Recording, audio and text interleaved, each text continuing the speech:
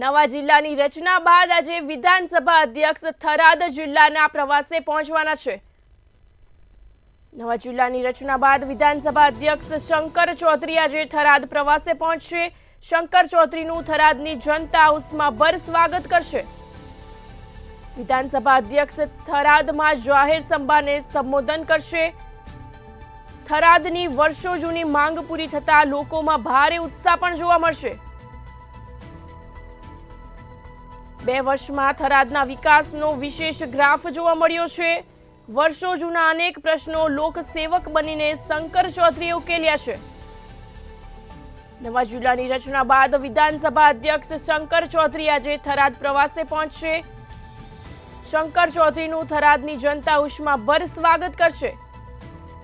વિધાનસભા અધ્યક્ષ શંકર ચૌધરી થરાદમાં જાહેર સભાને સંબોધન પણ કરશે। થરાદની વર્ષો જૂની માંગ પૂરી થતા લોકોમાં ભારે ઉત્સાહ જોવા મળ્યો છે। 2 વર્ષમાં થરાદના વિકાસનો વિશેષ ગ્રાફ જોવા મળ્યો છે। સંવાદદાતા પ્રકાશ ત્રિવેદી ફોન લાઈન પર જોડાયા છે। જે નવા જિલ્લાની રચના બાદ વિધાનસભા અધ્યક્ષ આજે થરાદ પ્રવાસે પહોંચવાના છે, શું છે વધુ વિગત?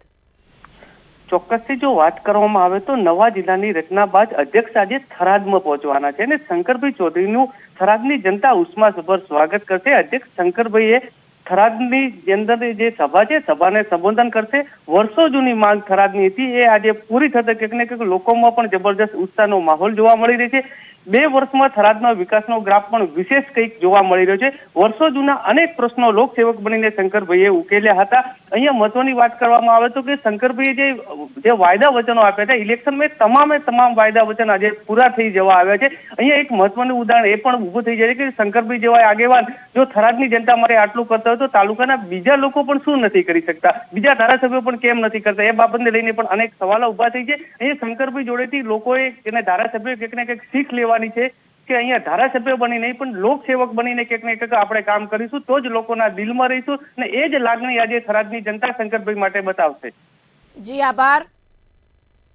નવા જિલ્લાની રચના બાદ વિધાનસભા અધ્યક્ષ આજે થરાદ પ્રવાસે પહોંચવાના છે। શંકર ચૌધરીનું થરાદની જનતા ઉષ્માભર સ્વાગત કરશે।